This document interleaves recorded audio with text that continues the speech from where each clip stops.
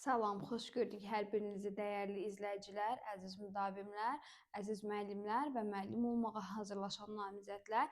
Sizlərə bu gün bilik və onun növləri mövzusunda yeni video izahı təqdim edəcəm. Əgər bu tipli videolarımızın davamlı olmasını və davamlı izləmək istəyirsinizsə, kanalımıza abunə olmağı və bildirimləri açmağı unutmayaq. İlk olaraq müəllimlər, bilirik ki, bilik neçə növdən təşkil olunub? 4 növdən təşkil olunub. Bunlar faktoloji və yaxud da ki, deklarativ. Harada faktoloji gördük, onu deklarativ də adlandıra bilərik və yaxud da ki, deklarativ gördük, başa düşürük ki, faktoloji bilik modelidir, düzdürmü? İkinci bilik modelimiz konseptual, prosedural və metakognitiv bilik modelləridir. İndi gəlin bu bilik modellərinin hər biri ilə ayrılıqda tanış olaq ki, məsələn, nədir faktoloji bilik? Nədir konseptual bilik, nədir prosedural bilik və yaxud da ki, nədir metakognitiv bilik? İlk olaraq biz sizinlə tanış oluruq faktoloji, yəni deklarativ biliklə. Faktoloji bilik faktlara, yəni qısaca hazır məlumata və yaxud da ki, hazır informasiyalara əsaslanan bilik modelidir. Faktoloji bilik modeli iki kateqoriya əsasında müəyyən olunur və yaxud da ki, iki kateqoriyası var. Birinci, terminoloji bilik, ikinci, spesifik bilik. Gəlin tanış olaq ilk olaraq terminoloji biliklə. Terminoloji bilik hər hansı sahə və yaxud da ki, fənn götürək. Fənn üzrə terminləri əhatə edən bilikdir. Məsələn, elmi terminologiya, müxtəlif sənət sahələrində istifadə olunan terminlər. Tutalım, götürək ki, hər fənnin özünün terminləri var. Biz tarix fənnində istifadə edirik nə? Teol, nə bilim, xas, revanşizm, düzdürmü, soyruqal, iqda kimi terminlərdən istifadə edirik. Bu tarixin öz terminləridir, düzdürmü? Təbii ki, ixtisas müəllimləri bunu siyahıca başa düşmək üçün daha da uzadıb özünüzə məlumat toplaya bilərsiniz. Tarixin terminləridir və məsələn biz teolun nə olduğunu bilmək üçün bu termini ikinci dəfə açıqlamaya ehtiyacı var və yaxud da ki, xalisənin və yaxud da xas torpaqlarının, soyruqalın, iqdanın və s. Götürək riyaziyyatdan məsələn üçbucaq, dairə, trapesiya. Yəni bunların da riyaziyyatın terminləridir və ikinci dəfə açıqlamaya ehtiyacı var. Götürək fizikadan təcildir və yaxud da ki, nə bilim, kimyadan atomdur, molekuldur. Bunların hər birinin qısaca desək, ikinci dəfə açıqlamaya ehtiyacı var və öz fənninin terminidir. Sonra, məsələn, Azərbaycan dilində deyirik ki, cümlənin sintaktik təhlili zamanı istifadə olunan terminlərdir. Məsələn, mübtədadır, xəbərdir, təyindir, tamamlıqdır, zərflikdir. Bunların hər biri bir termindir. Amma o cümləni sintaktik təhlil eləmək, biz bunu prosedural bilikdə qeyd edəcək ki, cümləni sintaktik təhlil etməyi bacarmaq bu prosedural bilikdir. Deməli, növbəti spesifik biliyə keçirik. Spesifik bilik terminoloji bilikdən fərqli olaraq, yəni birbaşa açıqlama verir. Terminoloji bilikdə birinci termini göstərir, terminin açıqlamaya ehtiyacı varsa, spesifik bilik birbaşa açıqlama verir. Məsələn, ədəbi janrların xüsusiyyətləri, tarixi faktlar, tarixi məlumatlar, ölkələr, mədəniyyətlər haqqında faktlar, bunların hər biri necə bilik modelidir? Spesifik bilik modeli olacaq. Məsələn, 1-ci Dünya müharibəsi haqqında, 1-ci, 2-ci Qarabağ müharibəsi haqqında danışıramsa və yaxud da ki, mən ədəbiyyatdan hər hansı bir əsər haqqında məlumat verirəmsə, nəqli cümlə haqqında məlumat verirəmsə və yaxud da ki, nə bilim, yəni bunları qeyd eləyə bilərik ki, verdiyimiz məlumatlar özü spesifik biliyə aiddir. Ədəbi janrların xüsusiyyətləridir.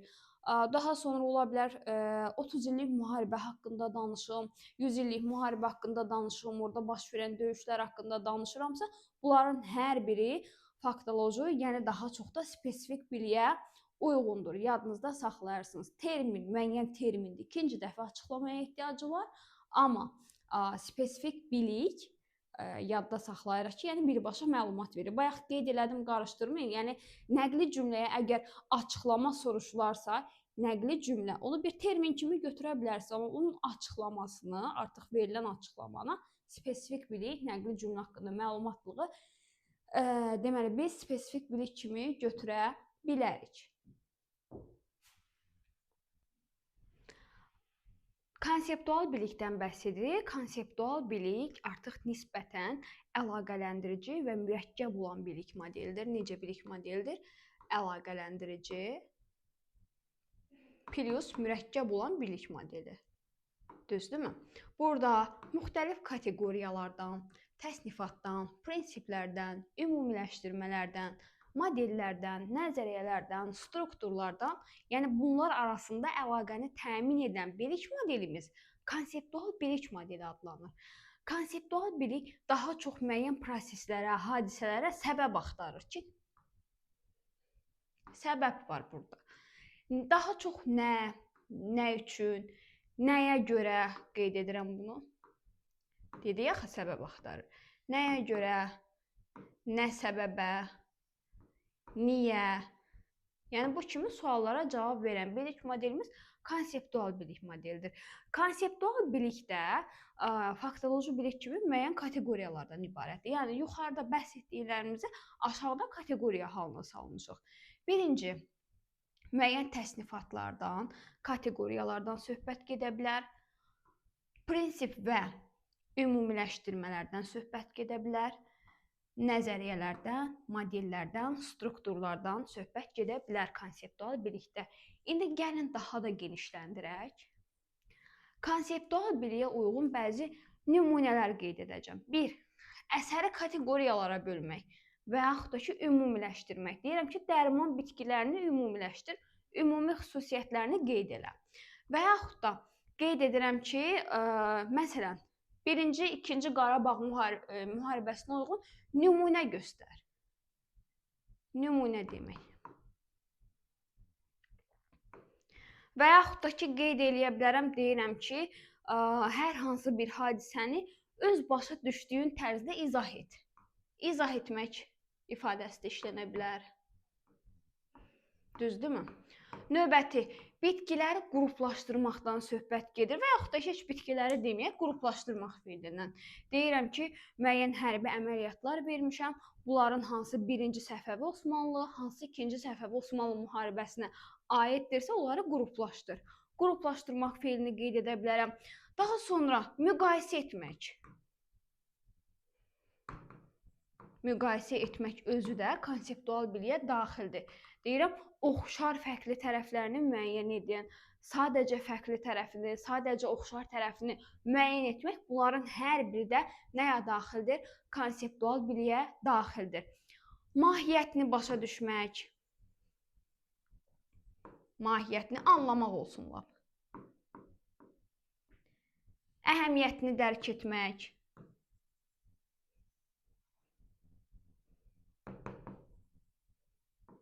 Və yaxud da ki, nəyinsə mahiyyətinə varmaq, bunların hər biri hansı bilik modelinə daxildir?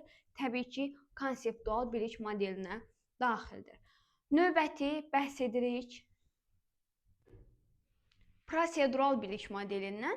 Prosedural bilik bizə tapşırığın icrası üçün lazım olan bilik modelidir və daha çox necə sualı ilə əlaqəlidir. Bir alqoritm, biz sizinlə təfəkkür modelində ardıcıl düşünmə keçmişdik. Baxın, ardıcıl düşünmə prosedural bilikdə sıx rastlanır. Bir saniyə, ardıcıl düşünmə. Deməli, ardıcıl düşünmə hansı bilik modelində sıx rast gəlirik biz? Təbii ki, prosedural bilik modelində. Bu da digər bilik modelləri kimi müəyyən kateqoriyalardan ibarətdir. Hər hansı bir fənnə lazım olan bacarıqlar, məsələn, fizikada məsələni yerinə yetirmək üçün düsturu, qaydanı bilmək və yaxud da alqoritmlər. Fənnə aid olan hər bir fənnin öz texnikası var, bacarığı var, onları bilmək, metodu bilmək. Müvafiq prosedurdan yerində, məsələn, qaydanı bilirəm, o qaydadan yerində istifadə, qaydanı yerində tətbiq etmə qaydaları.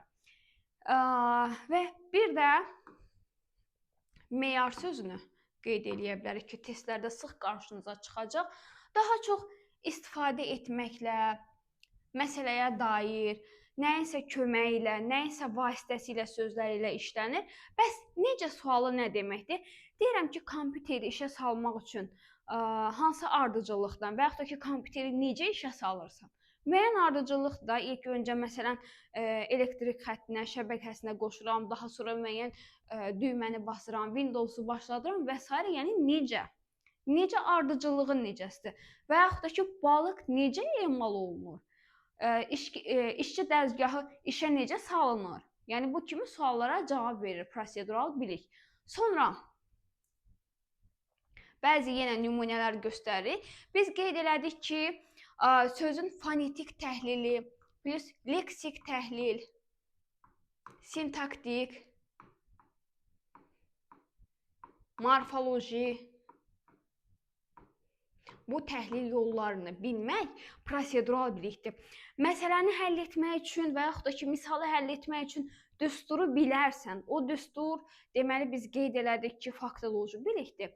Amma məsələni misalı həll etməyi bacarmaq, eyni zamanda sözün fonetik, leksik, sintaktik, morfoloji təhlilini bilmək.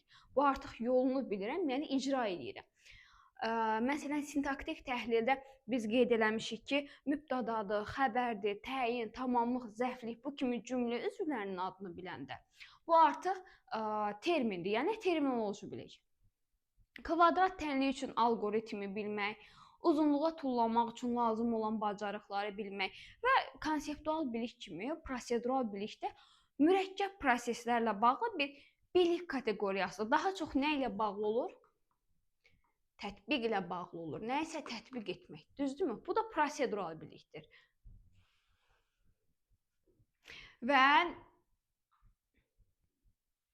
metakognitiv bilik haqqında bəhs edirik. Metakognitiv bilik idraki proseslər haqqında bir məlumatlıqdır. Düzdür, bütün bilik növlərində biz kognitiv proseslərdən istifadə edirik, yəni idrakla bağlıdır. Amma metakognitiv bilik modeli öz idraki proseslərin haqqında, məsələn, öz güclü, zəif tərəflərin haqqında, özünü qiymətləndirməklə daha çox bağlı olur.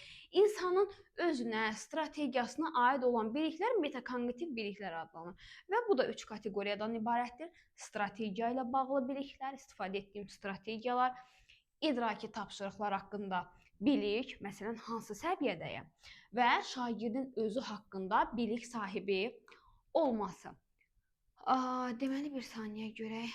Burada biz nəyi qeyd edə bilərik? Məsələn, burada qeyd edəcəm, hədəf qoymaq, strategiyaya əməl etmək və yaxud da ki, plan qurmaq.